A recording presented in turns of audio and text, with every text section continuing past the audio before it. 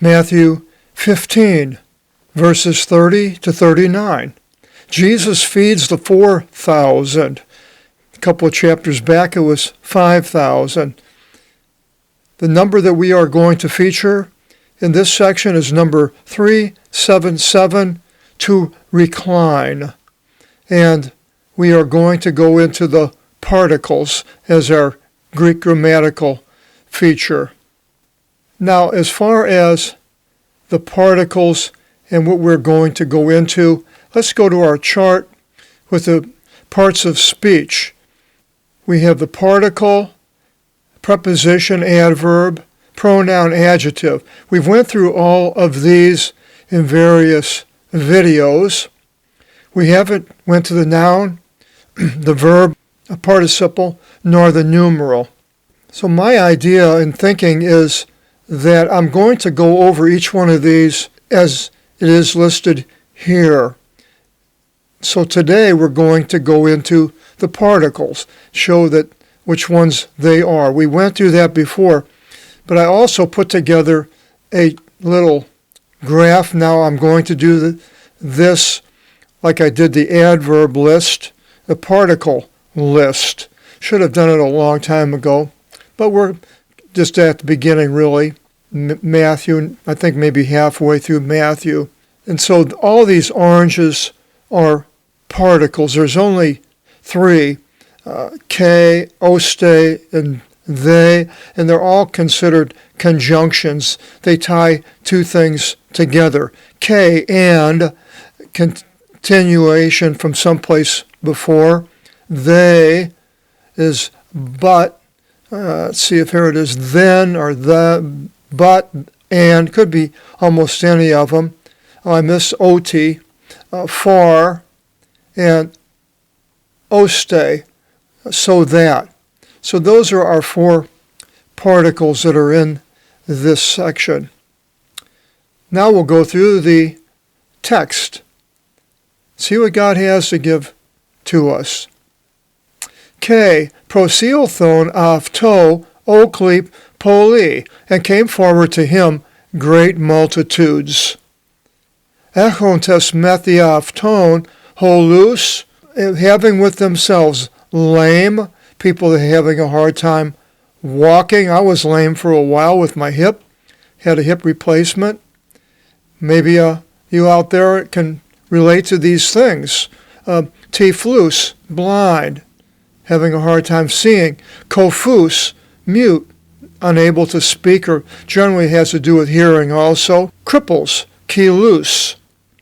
K, and there's and is conjunctions with these others, and eterus polus, and many others. So great multitudes are coming forth. Now we find out later that it's out in a wilderness area, and 4,000 people, along with the women and the children, so maybe 5,000 or 6,000 people. That's amazing that many people would go out into the wilderness, and it says it's a 3-day journey for some of them, and they didn't have enough food, as we find out. But here we just see all these people coming to see Jesus. This is up in Galilee, by the Lake of Galilee. You would think that the whole country of Israel, seeing this, would accept Jesus as being the Messiah, especially with all the miracles that he's done.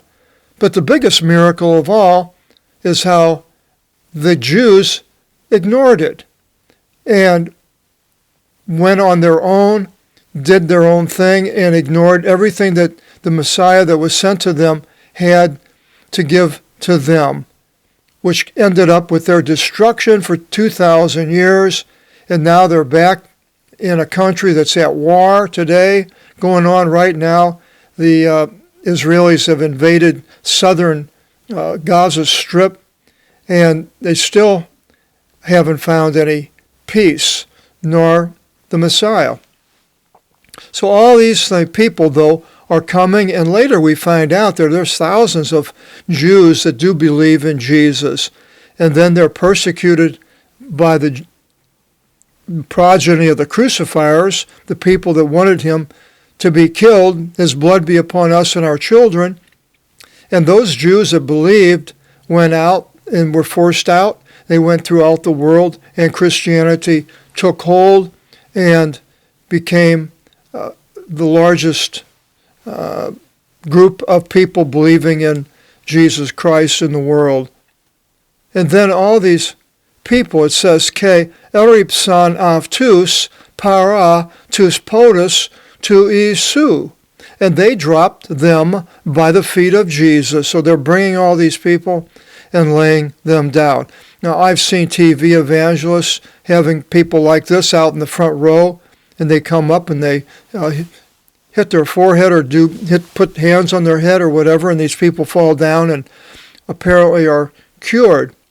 Now, whether they are or not, I don't know, but this is common to see with certain TV evangelists. So this here, dropping them by the feet of Jesus, and it says, Ke athera pevsen avtus, and he cured them. Thera pevsen, therapy, comes from this word, therapev, therapy, curing them. In verse 31, there's our next conjunction particle, oste, so that, and it's a continues it, so that this happens, so that this is going to happen. Tus oklus, thavmase, vlepontas kofus, lauluntos, so that the multitudes marveled, seeing mutes speaking, kilus, igiis, cripples in health, igiis, we have hygiene, comes from that word, holus, peripatuntas, lame, walking, a peripatetic, a walking, ke tiflus, vlepontas, and blind, seeing. So they've seen all these people being healed. They knew them. They know them personally. And it was not on TV. Wasn't a trick. Not that it always is on TV, but it can be. And what did they do? It says, Ke adoksasan ton theon Israel. And they glorified the God of Israel. They glorified the God of Israel for having Jesus come and do all these miracles. But again, when he went down to Judea, Jerusalem, they ended up crucifying him later instead of glorifying the God of Israel, and they paid a heavy price for it. In verse 32, they, and now this is the next conjunction, but Jesus proskalasamenos tus mathitas avtu, having called on his disciples, Epe, he said, Spalankanizo me, epiton oklon, I am moved with compassion over the multitude. Compassion. I went through this word, number 4697, back in Matthew 14:13 to 21. You can go back and we go through that word there. So he's moved with compassion for the people. Why? Oti idi imeras tris pros menusi me. For already 3 days they remain with me. Wow, 3 days out in the wilderness, sleeping all night there, waking up and not having anything to eat, listening to him talk. Another night goes by, sleep, wake up, listen to what he has to say, go to sleep. Next day, wake up, listen to what he has to say. 3 days. Can you imagine that? 3 days. Thousands, 4,000 or 5,000, 6,000 people are out there in the wilderness listening to this man. Wow, I can't imagine what he was saying, that all these people would do that they would come to hear what he had to say. And maybe to do what he was doing, they wanted to see these miracles. But it was quite a event anyway. And he says, Ke uk ekusi ti, and they have not anything, phagosi, they should eat. Ke apolise avtus nistis u thelo. I do not want to dismiss them, hungry from fasting, and fasting basically not having the food. Mipote eklithosin in teotho, lest at any time they should faint in the way, not having food, being tired and falling in the way. Verse 33, Ke legusin avto imathite avtu, and his disciples say to him, well, Pothen imin and erimia, from where is there to us, being in desolation, arti tosuti, breads for so many, oste hortase oklon tosunton, so as to fill a multitude so great? Where are we going to get the food? He wants to feed them, and they're saying, well, now, apparently they didn't remember what happened with the 5,000. And as they were crossing on the sea, he mentions not having leaven, and they think it's not having food, and then he's like, no, he's talking about the leaven of the Pharisees, and he's saying, well, why are you even thinking that way? Don't you remember what I did? How many people, 5,000 I fed, and then they took up all these baskets full of food? What's the matter with you guys? You're having a hard time understanding and seeing this? In verse 34, Ke legi avtis o Isus, Jesus says to them, Posus artus ekete, how many breads do you have? Ide ipon, and they said, Epta, ke oliga ikthidia, 7, and a few small fishes. Nothing for that thousands of people. In verse 35, Ke akelev se tis oklis anapasin epi tigin, and he bid the multitudes to recline upon the ground. In another place it says in 50s and hundreds. So he knows exactly how many people there were. Now reclining is the word that we are featuring, number 377. This story also appears in Mark 8:6 and John 6:10. In Genesis 49:9, the only place in the Old Testament that the word recline appears, it says Judah is a lion cub, and this was Jacob's blessings on the 12 tribes. Judah is a lion cub. From a bud, O son of mine, you ascended. Reclining, you went to bed as a lion, so lying down, and as a cub, who will rouse him? That's the only place that word recline appears. So reclining had to do with, of course, laying down, but we see it's also used a lot of places when they ate dinner. Luke 11:37, it says, and in his speaking, a certain Pharisee asked him that he should dine with him. And entering, he reclined. So a lot of people apparently lie down. I've seen movies where they look at the Romans and they're all laying down, eating with one hand. Here in the United States, we sit on tables and chairs, like I'm doing right here, and you eat like this. You don't lay down on the ground. But apparently other people do. You may be laughing right now, saying, well, that's very common for everybody in this country to do that, to lie down. We don't sit in that stupid table where you can fall over. We want to relax. So reclining. And so it continues, and it says in Luke 14:10, but whenever you should be invited, having gone, recline in the last place. Go in the back. Don't go up in the front, because then he goes in and talks about how somebody more important than you comes, and the man that has the dinner comes to you and says, would you please give up this place for this important person? And you have to end up going into the back and being made fun of and laughed at by the people. In Luke 17:7, it says, Jesus says, but who of you, having a servant plowing or tending, working hard, a servant's working hard, who entering from out of the field will say immediately, and the servants having come in, arrived, recline and eat.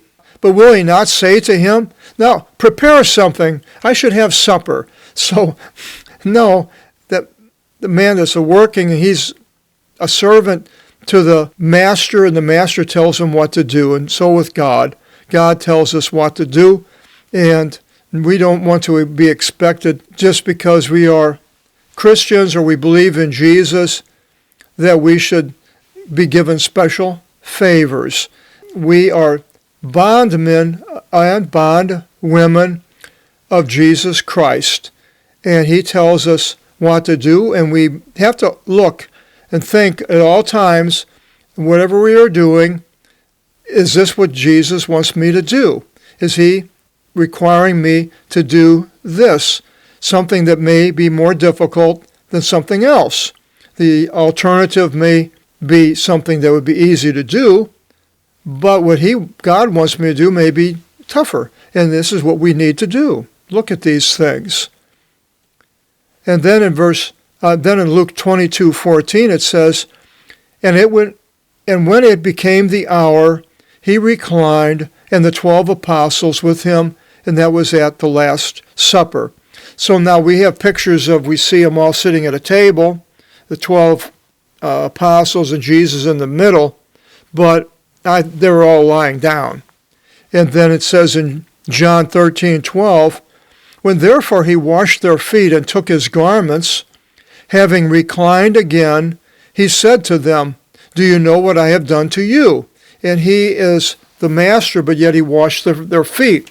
And we are also to do the same thing, to wash other people's feet, not to be lord over them and tell them what to do, unless God has us in a particular position. And then in John 21:20, it says, and Peter, turning, he sees a disciple who Jesus loved following, who also reclined at the supper upon his breast. So now see, that means he's laying on his breast. So if he was sitting, he couldn't be laying on his breast. So they were all laying down next to each other, and he just somehow leaned over on his breast, and he said, O Lord, who is the one delivering you up? Because Jesus had said that somebody was going to deliver him up, which of course was Judas. So all the people are now reclining upon the ground. They're laying there. Ke lavon tus epta artus, ke tus ichthias, and having taken the 7 breads and the fishes, Eucharistisas, having given thanks, eklase, ke edoketis mathite savtu, having given thanks, he broke and gave to his disciples, ide mathite to oklo, and the disciples to the multitude. A lot of work. He breaking the bread and the fish, and they're taking it out and giving 7,000 people. If it was only 12 apostles, wow, you would begin working all day long for that. And then maybe there was other disciples that were helping and doing this. I would imagine there were. But having given thanks, Jesus always gives thanks before he eats. And it says in Matthew 26:27, and having taken the cup and giving thanks, he gave to them, saying, you drink of it all at the Last Supper, giving thanks. In Luke 17:16, it says, and fell upon his face by his feet, giving thanks to him. And he was a Samaritan. That was one of the 10 lepers that came back to give thanks to Jesus for healing him. The 9 others were Jews who didn't. And then John 11:41, it says, and Jesus lifted his eyes upward and said, O Father, I give thanks to you that you heard me when he raised Lazarus from the dead. He looks upward. Now, I mentioned before, when I pray, I tend to have my head down for some reason. I don't know why, just the way I've always done it. And but sometimes I'm just laying in bed and I'll pray. But Jesus looks up. And I believe that's because God is not on earth. he's on earth, but not the totality of God. Is further out than anything, and so when you look up, but doesn't mean the end of the constellation or the end of the universe or the end of the cosmos. He's beyond that, unless he's coming down in New Jerusalem, which is a possibility. And Jesus comes down in a cloud, and he goes up in a cloud. So Jesus is looking that way. It talks also about the devil and Hades being down below. So it's the opposite. Now, is Hades in the center of the earth? It might very well be. Some people think it is. They dug a hole in Russia, Soviet Union at the time, the Great Borehole, and they had all kinds of things that they said they heard, all kinds of voices coming out of this hole. But I mean, here's the whole earth, and the thing went down, like this little bitty teeny bit, but it went thousands of feet down. But it was just a small amount. It wasn't, the earth is so far down. And so they thought they heard these voices, and they made a big deal out of it. Now, whether they did or not, I don't know. I just thought it was kind of funny. And then in verse 37 it says, Ke ephagon Pontus, ke ehortas thison, and all ate and were filled, just as the 5,000 earlier. Ate and filled up, had all kinds of food. Ke iron to perisevon ton klasmaton, epta spiridas pliris. And they lifted up the abundance of the pieces, 7 baskets full, from the 7 bread loaves and few fishes. Ide esthiontes ison tetrakiskilii andres. And the ones eating were 4,000 men, and this is a numeral. We'll go into that later with the numerals, quite a bit to it. It's sort of almost adjectives because it's modifying how many men. But we'll go through this and explain how the numerals go. It's interesting. And then it says they were horis ginakon ke pedon, separate from women and children. Could be 7,000. More. Ke apolisas tous oculus, and having dismissed the multitudes, eneve is toplion, he stepped into the boat, ke ilthan is taoria Magdala, and he came into the borders of Magdala, where the man with the legion that was in the tombs was at. He comes back there. He seems to go there quite often. The next section, the Pharisees and Sadducees test Jesus.